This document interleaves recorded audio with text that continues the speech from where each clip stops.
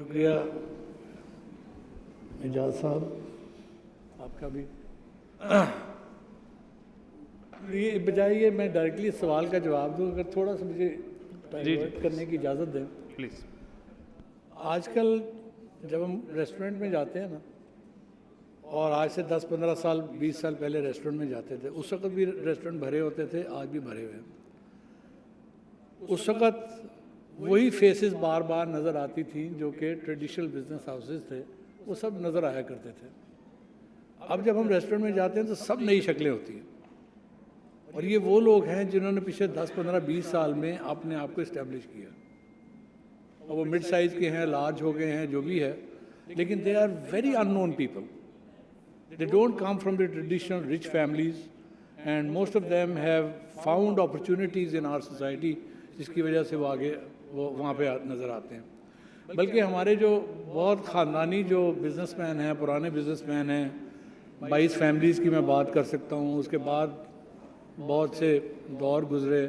مشرف صاحب کے دور میں ایک اور پورا لائن آف بزنس پیپل بنی تھی. وہ سب کو اگر آپ دیکھیں تو وہ اس وقت ان کی اپروچ پروٹیکشنسٹ ہو گئی ہے. وہ اپنے ایسٹ کو پروٹیکٹ کرنے کے پیچھے لگے ہوئے ہیں, اور اس پروٹیکشن کے اندر ان کو نقصان یہ ہو رہا ہے کہ جیسے ابھی انہوں نے بات کی کہ جو $100 بلین جس کی مارکیٹ کیپٹلائزیشن تھی وہ $33 بلین پہ آ گئی ہے, which means that nearly 70% of the value has been lost. And this is true for anybody جس نے گھر پہ کیش رکھا ہوا ہے. اس کی جو کیش کی ویلیو ہے نا, وہ 70% کم ہو گئی ہے. اب اس کا حل کیا ہے؟ اگر آپ نے اپنے ایسٹ کو پروٹیکٹ بھی کرنا ہے نا, تو تب بھی آپ کو اس کیش کو انویسٹ کرنا پڑے گا کسی ایسٹ میں. ایسٹ جو ہے وہ اپنی وہ قیمت آج اگر نیچے, فار ایگزامپل ریئل اسٹیٹ ہے, آج آپ جس قیمت پہ بھی لیں گے اس نے بڑھنا ہی بڑھنا ہے. اگر آج آپ کوئی اور سٹاک خرید لیتے ہیں کسی اچھی کمپنی کا, اس نے بڑھنا ہی بڑھنا ہے. یہ ساری چیزیں ہونی ہیں. اس وقت ہماری سٹاک مارکیٹ جو ہے اس کا ملٹیپل 4.4 کے قریب ہے. جب میری کمپنی کی لسٹنگ ہوئی تھی تو اس وقت 12 کا ملٹیپل تھا. امیجن کریں, اور انڈیا کے اندر جو ملٹیپل ہے وہ 20-22 کے قریب اس وقت ہے. امیجن کریں کہ پاکستان کے حالات تھوڑے سے بہتر ہوں اور یہ ملٹیپل چینج ہو, آپ کے ایسٹ جو ہے نا وہ دگنے ہو جائیں گے, 3 گنا ہو جائیں گے. So the time is not to conserve your cash اور protect your asset, this is the time to make investments and grow. ابھی انفلیشن کی بات ہو رہی تھی کہ انفلیشن جو ہے وہ اوبویسلی ہمارا انفلیشن IMF کے کہنے پہ ہو رہا ہے, ہم لوگ خود نہیں کرنا چاہ رہے ہیں. ہمارا اگر اسٹیٹ بینک کے ہاتھ میں ہوتا یا ہمارے ہاتھ میں ہوتا تو یہ انٹرسٹ ریٹ کبھی بھی نہ ہوتے. یہ تو اوپر سے حکم آتا ہے, ہم کر دیتے ہیں. سو اس کے اوپر بحث کرنے کا بھی فائدہ نہیں ہے کہ جی کیوں کم کب ہوگا, اوپر کب جائے گا. جس دن IMF کہے گا اس دن کم ہو جائے گا, جس دن IMF کہے گا اوپر چلا جائے گا. ہماری ایک وقت میں جو انفلیشن کریٹ ہو رہی تھی وہ کاسٹ پش تھی. ڈالر روپیہ ڈی ویلیو ہو گیا, انٹرنیشنل پرائسز کموڈیٹیز کی بڑھ گئیں, اس کو آپ ملٹیپلائی کریں تو اس سے مہنگائی ہو رہی تھی. اب نہ دنیا میں کموڈیٹی کی قیمت چینج ہو رہی ہے, نہ آج ہمارے ڈالر کی قیمت چینج ہو رہی ہے, تقریباً وہیں پہ. اس کے باوجود اگر انفلیشن ہو رہی ہے تو اس کی وجہ ہے ہماری مانیٹری ایکسپینشن. ہماری گورنمنٹ کے پاس پیسے نہیں ہیں to be able to pay for their salaries. 9,800 ارب روپیہ گورنمنٹ نے ٹیکسز میں اکٹھا کرنا ہے. ضرورت ہے ان کو 14,000 ارب روپے کی. اس 9,800 میں سے بھی 52% پرومسز کو چلا جانا ہے. یہ کوئی 4,000 4,500 بلین رہ گیا. باقی جو آپ کی ریکوائرمنٹ صرف ڈیٹ سروسنگ کی ہے یا انٹرسٹ پے کرنے کی ہے, وہی 9,000 ارب سے زیادہ ہے. اس کے لیے گورنمنٹ نوٹ چھاپ رہی ہے. نوٹ چھاپتی ہے تو وہ زیادہ نوٹ مارکیٹ میں آ جاتے ہیں, اس سے تو انفلیشن ہونی ہے. This is going to continue. So please, at least as an entrepreneur, I am not expecting the interest rate to come down soon. جب تک کہ مانیٹری ایکسپینشن جو ہے وہ کم نہیں ہوتی ہے. اور اگر یہ جس سے نیچے نہیں آنا تو دین واٹ ڈو وی ڈو؟ اس صورت میں پھر interest rate is just a number. آپ نے اپنی پرائسنگ، اپنے باقی جو آپ کی جو بزنس پروسیجرز ہیں، بزنس سسٹمز ہیں، ان کو اڈیپٹ کرنا ہے کہ اگر یہ 20% 22% کا انٹرسٹ ریٹ کے اوپر ہی کام کرنا ہے تو پھر کیا کرنا ہے. یہ وقت ہے اسٹاک مارکیٹ کو یوز کرنے کا، لسٹنگ کروانے کا، کیش ایکوٹی کے اندر کیش لے کے آنے کا، اور وہ سارا کچھ اور جو راستے ہیں وہ استعمال کرنے کے. The worst times are always the best times. اگر آپ نے آج کوئی کمپنی خریدنی ہے نا تو جس قیمت پہ آج آپ کو ملے گی کبھی نہیں ملے گی. اگر آج اپنے شیئرز خریدنے ہیں تو آج جس قیمت پہ ملیں گے کبھی نہیں ملیں گے. Use this time, use your assets. Protection آپ جتنا کرتے رہیں گے آپ لوز کریں گے، مطلب آپ کے ایسٹ کم ہوتے جائیں گے، آپ کی پرچیزنگ پاور کم ہوتی جائے گی، and so on and so forth. So the objective is the reason why I'm talking about these things is کہ اگر ہم نے انٹرپرنورشپ کی بات کرنی ہے نا، this is the time to become an entrepreneur.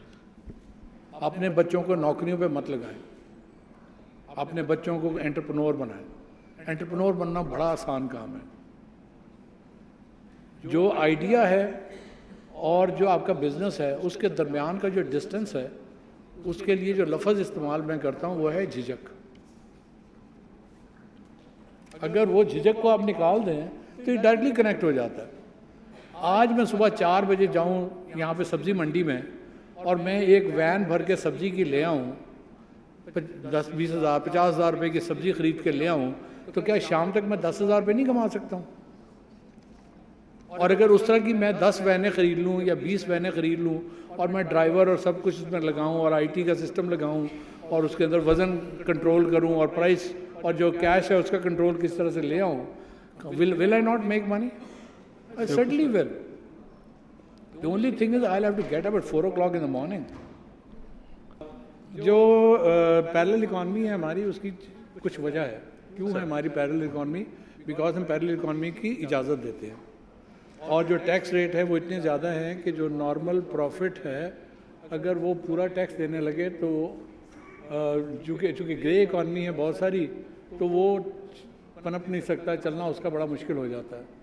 جو بڑی بڑی کمپنیاں ہیں جن کے ہیوی برانڈ نیمز ہیں وہ ایڈورٹائز کر کے اپنا مال بیچ لیتی ہیں. جو چھوٹا بزنس ہے اس کے لیے بڑا دقت ہو جاتی ہے اس کے اندر اس میں کام کرنے کا.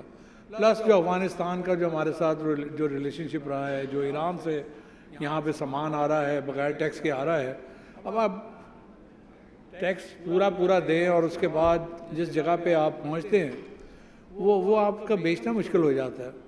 بہت بھی بڑا منافع ہونا کسی کا تو 10% ہوتا ہے ایوریج سیلز پرائس پہ. 10% اگر ٹیکس اس پہ سیلز ٹیکس ہی 17% ہے یا 20% ہے یا 22% ہے تو بات تو ختم ہوگی نا. So there is no incentive to pay. دوسرا یہ ہے کہ there is no disincentive also. There is something like non filer.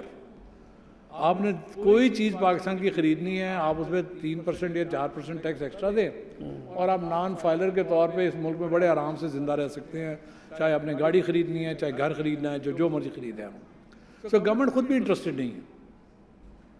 سو ہم لوگ چند لوگ جو کہ مطلب وائٹ اکانومی میں رہنا چاہتے ہیں اور اپنے بچوں کو ہم یہی سمجھاتے ہیں کہ سچ بولو اور ہمیشہ صحیح کام کرو، ہم لوگوں کے لیے دقت ہو جاتی ہے ان لوگوں سے کمپیٹ کرنے کے جس کے لیے یہ امپورٹنٹ نہیں ہے. سو چونکہ گورنمنٹ اور یہ وائٹ اور بلیک کا فرق بھی یہی ہے کہ فرض کریں یہ ہم اس کو دبئی بنانے کی کوشش کریں اور ہم کہیں کہ یار ہم صرف جو ہے نا سروس چارجز ہر چیز کے لیں گے اور اس کے علاوہ ٹیکس کوئی نہیں ہوگا، تو دیکھیں سارا ملک جو ہے وہ وائٹ ہو جائے گا، وائٹ اکانومی ہو جائے گی. But who's going to make those changes which are necessary to make it a white economy. بالکل صحیح. بڑا مزے کا سوال ہے جی آپ کا. اچھا regulation, I don't know why the private sector wants regulation. مجھے واقعی پاکستان کی سمجھ نہیں آتی ہے. ہم کہتے ہیں ہمیں ریگولیٹ کرو. یار آپ کو فریڈم ہے کام کرنے کی، آپ کیوں اپنے آپ کو ریگولیٹ کروانا چاہتے ہیں؟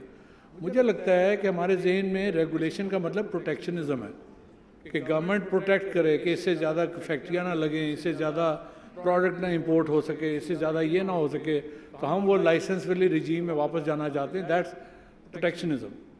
آئی تھنک دس از، میں نے جیسے پہلے کہا کہ the worst times are always the best times. it is easier to apologize than to take permission. आप अपना काम करें, कोई रोकेगा तो apologize कर लीजिएगा, अगर नहीं आपको कोई रोकता तो काम करें अपना. बिल्कुल ठीक. So this is the time to do things, not to ask for regulation. मेरा ख्याल है सर वो जो कह रहे हैं ना, वो ये नहीं कह रहे कि ट्रेन का सिग्नल लगाएं, वो कह रहे हैं कि पटरी को ठीक करें, वो ये कह रहे हैं. जी मैं